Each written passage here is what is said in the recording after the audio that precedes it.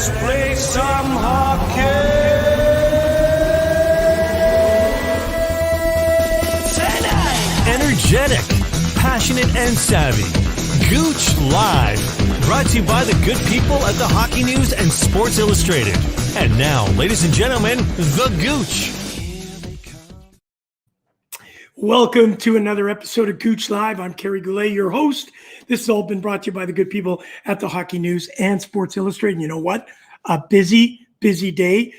Jordan, who is out in Victoria, he's been all behind the scenes. He's got some story, kid. I think he may even have some, so-called breaking news, and it's all because of my producer, Jordan Laroche. Jordan. Hey, Gouche. Another busy day. It's only going to get crazier. It's a cracking of a day. Get it? All right, moving on. Listen, my predictions, we're going to go through them really quickly. Lots to do, and Barts is going to join us in a little bit. We don't know if Rosie's going to make it. He had a little bit of an accident. He's dealing with his leg issue, so we'll know that in a little bit. But listen to this. Kerry Price, who I picked to go in the draft, did not. Yeah. So it paid off. Yeah, I think you kind of had to expect that. You throw in the contract and $11 million signing bonus. It's a lot of money tied up into one guy. Yeah. And here's some of my picks. You can throw who you got right. I picked Giordano. You did too. There are rumors, and you'll tell us that in a few minutes. How long will he be a Kraken? May not be very long. The one that I got lucky with was Jamie Orlesiak. Alexiak. Yeah. I just thought he was one of those guys. I like him, and I just think he would be a good pick. The Adam Larson we already knew about. Who was a surprise for you? Is there somebody that you thought? And there were a couple of names I didn't even know were on the list. Yeah, one for me was Carolina. I thought they were going to take Jake Bean, good young defenseman, right. kind of on his way up, but they go with Morgan Gecky, a forward, a third line guy. He does have a little bit of upside, but I think Jake Bean, he's one of those guys you almost have to take. I thought it would have been an obvious pick. You sure that's not geeky? Hey, John Quenneville goes to Chicago Blackhawks. Yeah, he's a bubble player right now, I believe. We can ask Rosie more about him when he comes on, but I'm surprised with the New Jersey Devils pick, Nathan Bastian. Do you know that name? I haven't followed him at all. Yeah, again, like right now, just the bottom six guy. But again, a lot of these guys do have some upside. Even though they might not be productive in their first year, there is a lot of room for growth in this team, and they have a good core for that. Yep, and I like Brandon Tanev from Pittsburgh Penguins, Alexander True from the San Jose Sharks. I thought it was going to be Donato. And then Jared McCann, of course, of the Toronto Maple Leafs. I picked that one. Cole Lind, I did not pick that one. I was still, thinking maybe Holtby would go there. But the one that hurts me a little bit, because I like this guy, I think he's one of those, he's almost like a little bit of a Hyman for the Toronto Maple Leafs, Mason Appleton out of the Winnipeg Jets. Yeah, and they can still get Hyman as well. So this team could be pretty good coming out of free agency. That could be a big loss for Winnipeg as well. Just a good two-way guy. Yeah, and listen, $40 million they've still got left in cap. There's a lot of things to happen still. The Las Vegas Golden Knights, don't forget, the 12 days after the draft, they made 6 key trades. That could happen here. We'll go to the goaltending, which you really like. Chris Striedger, we love that. I love Chris Striedger. Vitek Vanacek from the Washington Capitals. I know you're big on him. The one that was kind of, and I think you can talk to us about this, Joey Decord.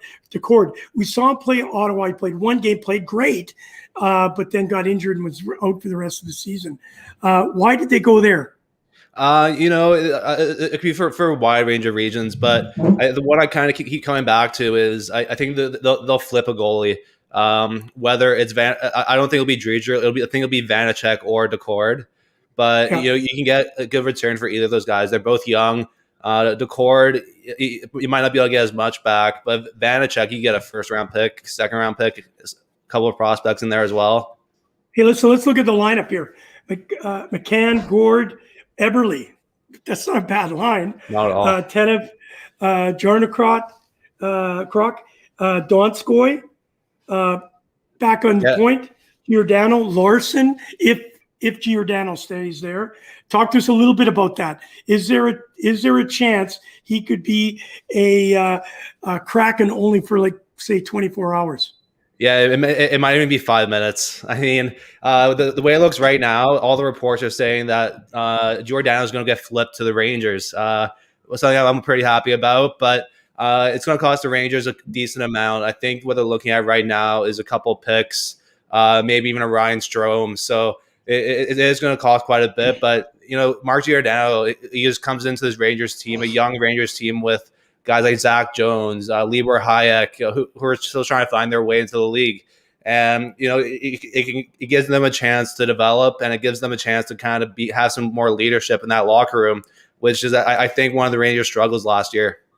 Hey, doing a shout out to Matthew Meisner, of course, all the way from Argentina. Buffalo has not done anything big. Of course, Robert Wine, thanks for being here. And of course, Paul, we're sending out all we can to you. I heard that you're in the hospital today dealing with a leg injury, buddy. We're all thinking of you. I know that Brad's going to join us from Barts and Rosey in a few minutes. We're going to talk about his picks and what he likes about, obviously, the Edmonton Oilers and who they have allowed to sneak out of camp there. Losing Larson's going to be a big hole. What are they going to do on that back end? Listen, as we would like to let you know, teams must have protected 7 forwards, 3 defensemen, 1 goalie, or 8 skaters. Players with no movement clauses must be protected, but they could move them or waive them, as we did with Max Domi. He did not go anywhere. Rookies, second-year players, and unsigned draft picks could not be picked by Seattle. And then the Seattle Kraken had to pick 1 player from each team. The Kraken must draft a minimum of 14 forwards, 9 defensemen, and 3 goaltenders. They have done that. There must be at least 20 players under contract for the 2021-22 season. They've done that. Seattle has to stay between 60 to 100% in the salary cap with a minimum of 48 mil. They've done that. They did not go over the 81 mil. They would have if they would have taken my Kerry Price choice. Yeah, and there's still a lot of room on this team for free agency and trades. I mean, guys like Jack Eichel is still out there. They can still go at Landeskog, Dougie Hamilton, Seth Jones. So this team, it's going to look really different in a matter of days. Well, they've got money, so that means they could go out and get, like you mentioned, Landeskog. Would they maybe take a rider on Tarasenko? That'd be a nice fit if he can stay healthy. And I'm really interested in the Giordano. I know you're out there and you had a bunch of Calgary Flames. We talked about that this morning. They were run him out of town. Now he's going to end up in New York. Like, wow, that's a change from Calgary to Seattle. Boom, you're in Hollywood almost. Well, the other side of the ocean. Probably. Hollywood. What are your thoughts on Columbus Blue Jackets? They didn't take Ty Domi. They take a Gavin Bayreuther. Who is that guy? Again, some of these guys, I know you take a little bit more of an in-depth look, as does Stephen Ellis.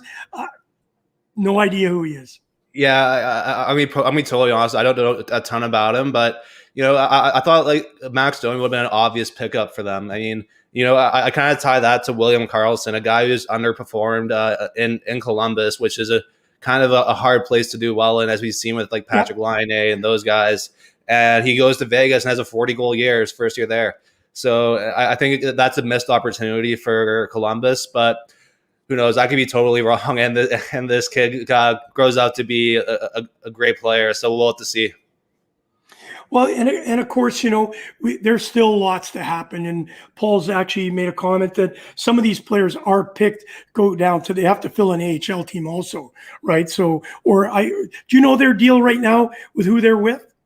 I'll have to look it up again. I can't remember off the top of my head, but they do have a deal signed. Now, I know they have a deal signed. Is it a part deal? Are they sharing with somebody else? Let's find that out, because, you got to fill, not only do you have to fill, a roster of rough 20, 24 players up top, how many players, they're going to need another 24 to 30 players down below to protect themselves. And of course, also Vegas shared the Chicago Wolves up until I think it was this year even. So it could be well before they get their own AHL team. But as it stands right now, they are sharing a team with someone. I'll have to look up who after, and we'll make sure everyone knows. All right. So now that we've seen this come through, what do you see over the next couple of days? Is there anything that's going to move quickly? I know you're going to stay on top of the Giordano story. You know what? I don't think you wouldn't mind him in a New York Rangers jersey. You know, he'd be probably that fourth defenseman, maybe even move him down to the fifth. With that young, having an Adam Fox there, that would be, the leadership that he's going to bring to that kid. You can only ask for so much experience, but he's got a lot of it. Yeah, and the way the Rangers decor looks right now, he's probably going to be playing on probably the bottom six pairing, and just because we have Adam Fox, we have Jacob Trouba, we have Ryan Lindgren. These guys are bona fide NHLers, and they've proven that already. So Giordano is going to provide a lot in the room, even though he might not get a ton of playing time. I still like the pickup. Like these guys like Zach Jones, they're going to need someone to kind of show them how to be a pro. And there's no one better in the league than very few players in the league better than Mark Giordano for that. Yep. We also heard about Mike Smith signing a 2-year deal. I know because you're really interested. I know Paul is. We've talked about this. It's a good move for the Edmonton Oilers, and we're going to bring Brad Barco up in a few seconds. Of course, he's going to be excited about that because they've at least got a 1B. We've talked. I think he's a 1B. I don't think he's number one. Yeah. I think they're going to bring somebody in to at least work with him. If not, I don't think they're going to go after youth. I think they're going to bring in some experience. Your thoughts on that? Yeah, it's just going to be tough because Edmonton doesn't have a lot of cap space left, and they still do have to fill out a lot of their bottom six and a lot of their defense still. So they might be, if they didn't get someone like a Peter Mrazek cheap on a similar kind of deal to Mike Smith, that'd probably be their best course of action. But right now, it's looking tough for Edmonton. Yeah. All right. Listen, let's bring up our Edmontonian, Brad Barco from The Journey. What's going on, Brad? Hey, Barts. How you doing? We're doing Not good. Too bad, man. Good, man. Good. Your partner's laid up in a hospital, as you probably know. He's suffering with his leg, so we wish him all the best. I know he's on watching, so we're saying get well. Of course, we want to talk to you about your Edmonton Oilers. Obviously, we can see the Gretzky jersey in the back, and I think that's probably a McDavid jersey too. Yeah. Talk to us about obviously losing Adam Larsson. It's going to be a big hole to fill on that back end where there was already a little bit of suspect. Yeah, I'm. To me, I was shocked. It was shocking news to wake up to. I'm trying to stay off Twitter as best I can today. I want the expansion draft to be somewhat of an element of surprise. I think that's where the NHL a bit dropped the ball on element of surprise because now everything's leaked. We know what's happening. We know what's going on tonight. But Adam Larsson, for me, I was surprised. To me, I felt he was an anchor on that back end. He helped bring stability a bit. 4 years at $4 million. I heard the Oilers offered him similar term, if not the exact same term, and a little bit more. What it came down to, I think, is a change of scenery. He probably seen the draft. Ron Francis showed him the roster that he was going to pick, and he said, well, if I can pair with a Mark Giordano or someone like that and be able to play in front of, now we know it's not Kerry Price, but the potential of Kerry Price at that point, I think it was too good to pass up, and to be able to go to a new city, a brand new team, and let's be honest here, fellas, to be able to go to a team that's going to make some noise in their very first year. Hey, listen, Jordan, I wanted to ask you, as Brad said, sorry, Brad, I'm going to disagree with you. I'm not convinced that the Seattle Kraken are going to be the Las Vegas Golden Knights. I think people have to that could be an anomaly. That could be that, all the moons aligned. And so when I hear somebody say Adam Larsson looked at the opportunity to go to Seattle, God, you got McDavid. You've got Draisaitl. You've got arguably the two of the best players in the world, and you're leaving that situation to go to another. There's not many parts that the Edmonton Oilers need to change. They needed some defense. That's going to be a big hole, no question. But if they could shore up, and I know, Jordan, you've mentioned they don't have a lot of cap space, but certainly if they can shore up a couple of defense and maybe another goaltender, they're their forward group is passable in the National Hockey League to go deeper in the playoffs. I want to hear your thoughts on that, Jordan. And then, of course, Brad, jump in on that. Yeah, because, as it looks right now, they've also technically lost Tyson Barrie. He's a free agent right now, but now that Larson's gone, they're going to go head first and try and get him back. But again, it would be tempting for a free agent to go to a city like Seattle, especially coming out of the Edmonton Winners.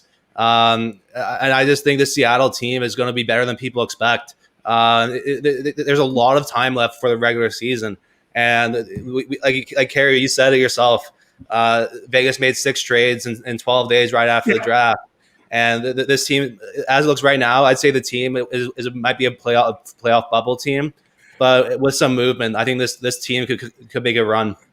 Yeah, and let's be realistic. This team that we see right now on paper is not going to be the team that starts the National Hockey League. So you're right. There's going to be a lot of action. And Brad, what a cool time to be involved in hockey. We're supposed to be relaxing. Gouche Live is going to take it up. We're going to put our feet up. Jordan's obviously already gone on his vacation.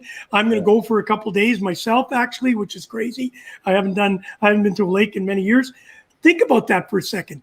It's still action-packed. Your thoughts on what the Edmonton Oilers have to do now? Yeah, I love it. I love hockey in July. I won't ever complain about hockey in July or August or June or whatever. You guys mentioned, I think Jordan brought it up when I was in the background there.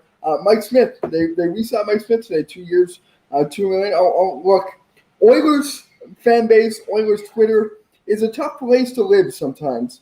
You either you get the good or you get the bad, and there's no in between. A lot of Oiler fans don't like Tyson Barrie back. I myself would bring him back. I love the way he worked on the power play with McDavid and Draisaitl and co. I think it made the power play that much more dynamic. Can he score a little bit more? Sure. I think comfortability and being in that element more. I think he would do great. And Mike Smith, for me, a veteran guy, the team likes him. He's a fiery guy. He brings that element. But Jordan mentioned the cap space. I don't think Ken Holland is done. He cannot be done. I think we're going to see a buyout here, whether that's James Neal, whether that's Mikko Koskinen, and I believe we're going to see a trade. And that trade could very well be Mikko Koskinen. And I'm seeing and I'm hearing that they want to go heavy after Gabe Langeskog, Zach Hyman, or Dougie Hamilton, 3, the big chips still there. Now, how far and how long are you willing to go? That's the other question. And we'll see what Ken Holland does here exactly a week today. Now, let's think about this one, because I heard this earlier, and I think I told you this, Jordan, a couple of days ago. The rumors, Jake Allen to the Edmonton Oilers for Ethan Bear. And that's out there. And somebody'd say, oh, God, why did they protect why did they protect Jake Allen? For that particular reason. They gambled, which worked. Kerry Price had to go along with this. They wanted to keep Jake Allen, maybe not to stay as a backup goaltender for Montreal, but a very tangible part to move. And it makes sense that Edmonton could use that kind of trade with Ethan Bear. I want to go to a space where it could be a little touchy.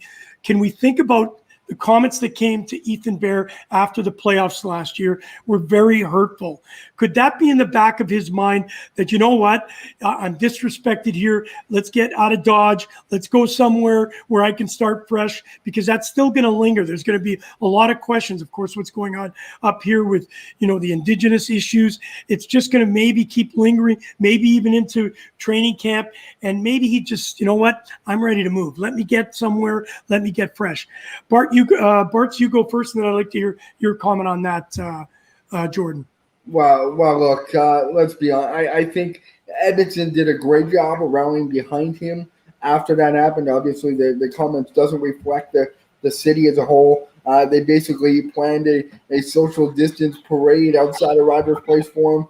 A couple of days after, there were signs up for him. Everybody's tweeting him and Instagram. So I don't think that's the case. I don't think there's a sour taste there for Ethan Bear. He's a West Coast boy, so it's similar to Duncan Keith, close by. But the Jake Allen thing for me is interesting. Now if I'm Edmonton, I don't know if I like Ethan Bear, and I don't know if it's a 1-for-1 deal for me.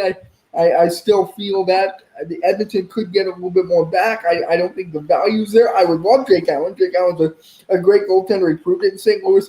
Didn't really, I mean, you're behind Kerry Price. He didn't really get a full opportunity in Montreal. So if he came to Edmonton, let's be honest, he would be 1B or 1A2 to Mike Smith, and he'd really get an opportunity. So, I mean, I see both sides, and it does make sense.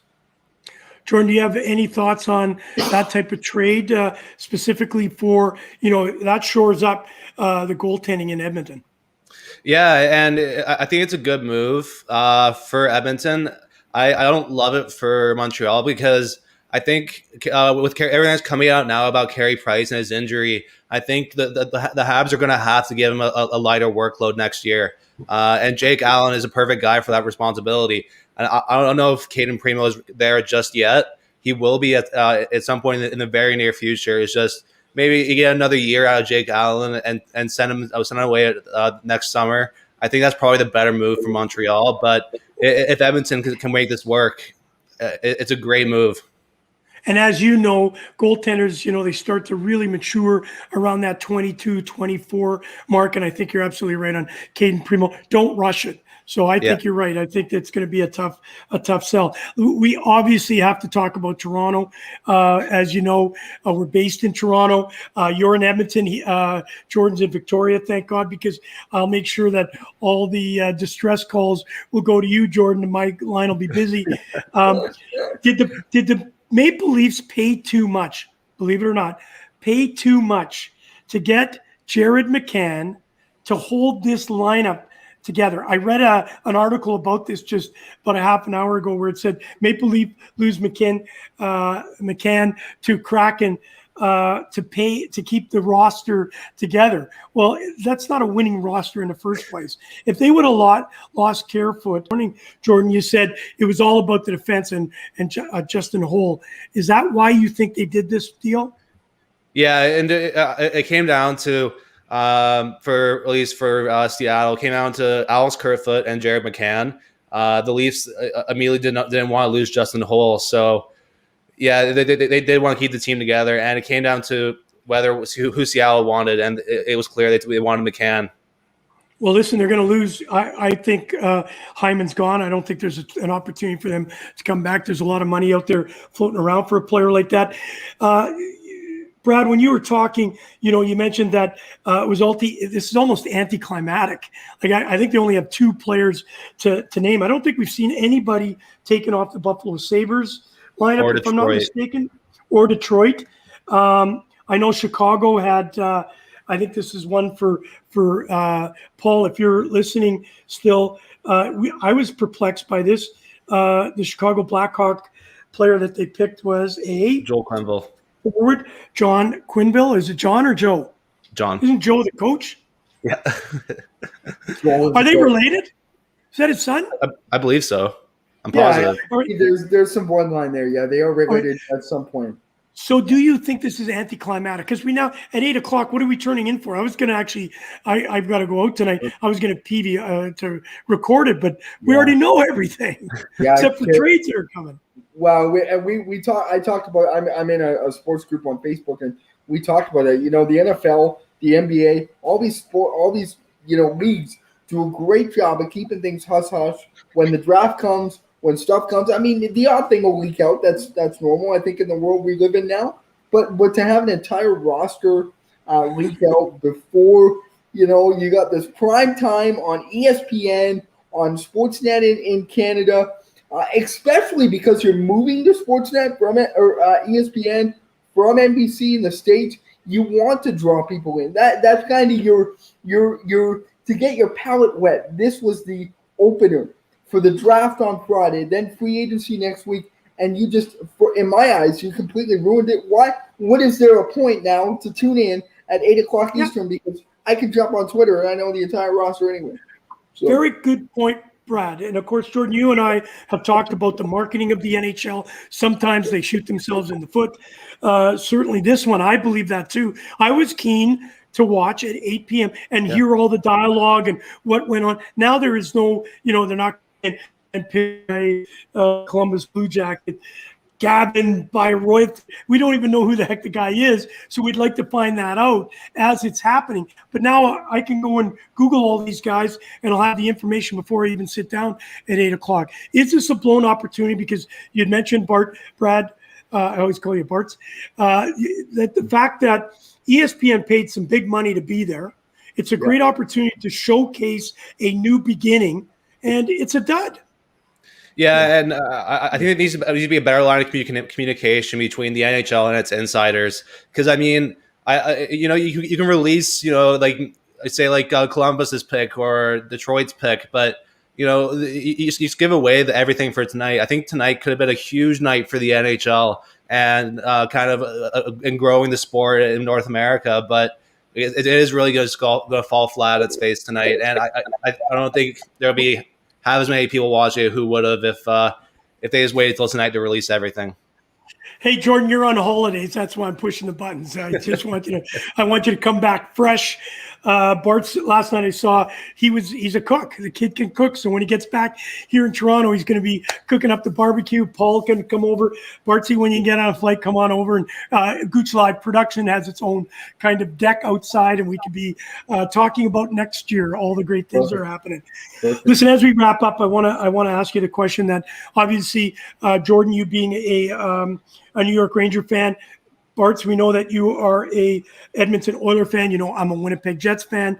I believe in what I'm seeing here right now, other than Adam Larson going, that's a big loss for the Winnipeg Jets. I think Mason Appleton is one of those, isn't he a rum? He's one of those guys that you want on your team. We've lost him. Jordan, who did we lose from the Rangers? Colin Blackwell? Colin Blackwell with an asterisk there right now. Okay, what's the asterisk? So apparently one of the clauses in the Mark Giordano trade with the Rangers would be that Seattle won't take Colin Blackwell. I'm not entirely too sure what the actual schematics of it are, but as it looks right now, Seattle's going to have to take someone else from the Rangers. So are we going to find these backroom deals come out now? Hey, they didn't take Price because they made a deal saying, listen, you do this, I'll do that for you. Are we going to hear that soon? 100%. It won't be tonight. But that stuff will probably come out in the morning or in the next few days. But I would expect we see some trades done tonight. Barts, do you think that Ron Francis did a good job? Are you happy for them? Yeah, you know what? Ron Francis, in my mind, is one of the best minds in the game. And I think he's the right man for the job, and I think he laid out some great foundational pieces. We talked about. I don't think you look at this team on paper. This is not going to be the full team that starts in October. I guarantee you there'll be some moving, there'll be some shaking, some free agent signing. You look at the Colin Blackwell, the pick there. From what I'm listening to and reading last night, watching the NHL Network, EJ Radick was saying if they do take a lower tier player from another team, there must be a back deal involving another trade where they get another player as well from that. So I believe and feel there could be lots of still surprises tonight, the next couple of days to come. Well, you know what? What happens in Vegas stays in Vegas. What happens in Seattle, we're going to know over the next couple of days, and it's going to be really exciting. Hey, listen, guys, I can't thank you enough. There's going to be fodder tonight. Obviously, we're going to be I'll PVR it now and just watch it before I go to bed so that when we get up tomorrow morning, we'll be back on for a little short thing. Jordan, I know you'll be sending me all the facts. We'll get you all brought up to speed of anything that goes over the next, let's say, 12 hours. That's going to be exciting because I do believe there's going to be some back deals that we're going to scratch our head and say, oh, I should have known that. Hey, Brad, thanks for being a part of our show today. We always enjoy you being along the journey. Barts and Rosey, don't forget that happens on Sunday night. So thanks, Barts, for being there, bud. Absolutely, guys. Take care. Enjoy tonight. And get better, Rosey. Jordan, enjoy the vacay, and we'll see you Sunday. Thanks. All right, buddy. Yeah. Hey, Jordan, I know wrapping up, obviously, thank you for joining us today. Listen, I really want to get some of the dirt. If you get it, just please whip me an email or send me a text, and we'll bring that on tomorrow. Maybe I'll do a quick lunch with Gouche tomorrow. Thank you very much. This is exciting. This is an exciting time. I want to thank you very much for taking some time out today. I know we were on at noon. We're on at 4 today. Had a great opportunity to work with Jordan. He's doing a great job behind the scenes, getting us all this information, getting the trade rumors that are going to happen, and of course, getting Barts on to talk to us about the Edmonton Oilers and what's going to go on with the loss of Adam Larsson. All right, this has been brought to you by those good people at the Hockey News and, of course, Sports Illustrated. Good night. Keep your TV on. This is going to get fun. You've been listening to Gouche Live with your host, Kerry Goulet, better known as the Gouche, brought to you by the Hockey News and Sports Illustrated.